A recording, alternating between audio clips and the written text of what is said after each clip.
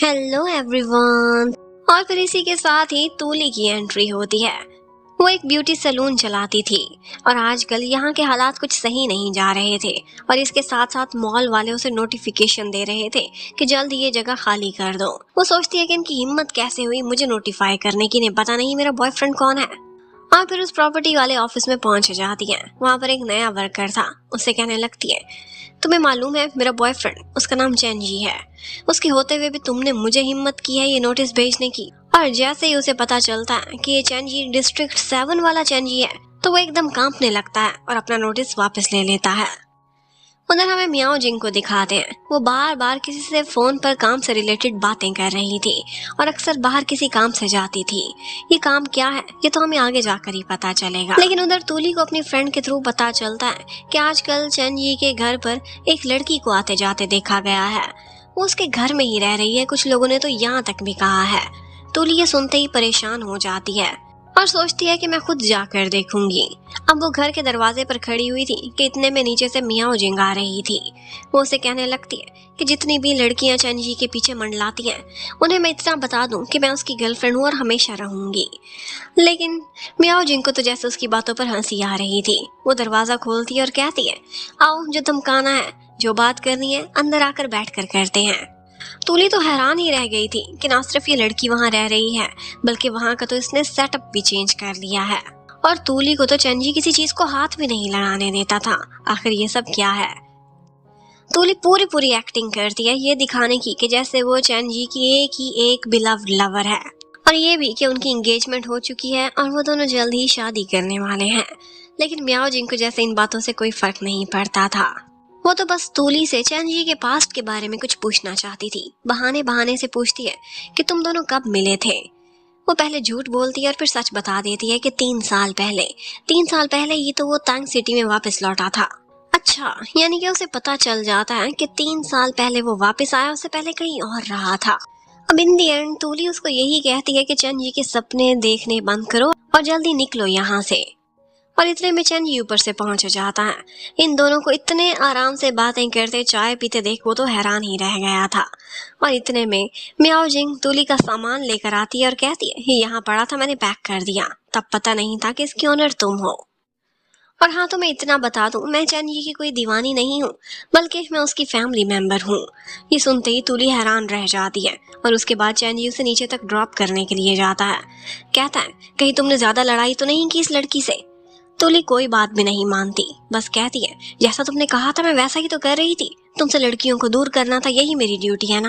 Well, अब चैनजी उसे तो वहां से भेज देता है लेकिन उसे फिक्र हो रही थी कि पता नहीं इसने मियाओ जिंग को क्या कहा होगा। पहले ही बेचारी जॉब जाने की वजह से टेंशन में है और अब उसे लग रहा होगा कि मैं उसे इस घर से भी निकालना चाहता हूँ, मेरी गर्लफ्रेंड को प्राइवेसी चाहिए, वो ऐसी सोचें सोच रही होगी। अब वो ऊपर जाता है और मियाओ जिंग से कहता है, सॉरी अगर तूली ने तुमसे कोई ज्यादा बदतमीजी कर दी हो तो। मियाओ जिंग कहती है, नहीं ऐसी कोई बात नहीं, उसे गुस्सा आना तो नेचुरल था, मैं उसके कमरे में जो रह रही हूँ। और बस बातों ही बातों में चैनजी को पता ही नहीं चलता, वो क्या बैठता है, अरे नहीं वो कभी कभार ही तो इस कमरे में रहने आती थी। और मियाओ जिंग कहने लगती है कि अगर वो तुम्हारी गर्लफ्रेंड ही है तो अलग कमरे में क्यों रहने आती थी। और बस यहीं से ही चैनजी पकड़ा जाता है। वेल, अब इतने में चैनजी एक जगह बैडमिंटन खेलने के लिए जाती है। वो यहाँ पर अकेली आई थी और उसे अपनी एक पुरानी स्कूल फ्रेंड दिख जाती है। वो उससे मिलती है, वो दोनों इकट्ठे खेलते हैं और बहुत सारी बातें करते हैं। लेकिन ऐसा लग रहा था कि जैसे मियाओ जिंग जानबूझकर टारगेट करके उसे यहाँ पर मिलने के लिए आई है। और यहीं पर ही बो की गर्लफ्रेंड भी काम करती थी। बो ने उससे चाबियां लेनी थी और वो बातों ही बातों में बता देती है कि यहाँ पर मियाओ जिंग आई हुई है। चैनजी को भी पता चल जाता है। वो कहता है, तुम छोड़ो, चाबी मैं ही लेने चला जाता हूँ। अब जैसे ही वो वहां पर जाता है तो उसे पता चलता है कि मियाओ जिंग तो अपनी एक फ्रेंड के साथ बैठी बातें कर रही है। वो उसे उसकी जॉब के बारे में पूछ रही थी। वो उसी लॉजिस्टिक कंपनी से रिलेटेड ही जॉब करती थी और मिस्टर जैंग की ही एक कंपनी थी वो। अब यहाँ से कुछ चीजें क्लियर हो रही थी। ऐसा लग रहा था कि जैसे मियाओ जिंग मिस्टर जैंग की कंपनी पर कोई ऑडिट करने के लिए आई हुई है। लेकिन ये काम वो बहुत ही सीक्रेटली कर रही थी, किसी को कुछ भी नहीं बताती थी। हर काम के लिए बहाने तलाश करती थी। अपनी फ्रेंड को भी बोला था कि मेरा एक पार्टनर आना था लेकिन वो आया नहीं। इनफैक्ट वो किसी को भी साथ नहीं लाई थी। और जैसे ही चैनजी वहां पहुंचता है तो कहती है, हाँ इसी से तो मिलने के लिए आई थी, ये लेट हो गया था। अब इसी बात से चैनजी को पता चल जाता है कि इस लड़की से मिलने के लिए बहाने तलाश कर रही थी, कुछ तो फिशी जरूर है। और फिर यहीं पर ही वो दोनों बैडमिंटन खेलते हैं, एक दूसरे से बहुत ही स्ट्रिक्ट सवाल जवाब कर रहे थे, एक दूसरे के पास्ट को कुरेदने की कोशिश कर रहे थे कि खेलते खेलते मियाओ जिंग को घुटने पर चोट लग जाती है। चैनजी उसे संभालता है और अपने साथ बिलियर्ड हॉल में ही ले आता है। बो और योंग देखते हैं कि मियाओ जिंग को साथ लाया है, वो तो तुरंत ही वहां से भाग के साइड पर चले जाते हैं। अब वो उसे बिठाता है, बहुत प्यार से उसे मेडिसिन लगाता है और फिर कहने लगता है कि तुम उस फ्रेंड से क्यों मिलने गई थी, क्या उसे जॉब तलाश करने को बोला था?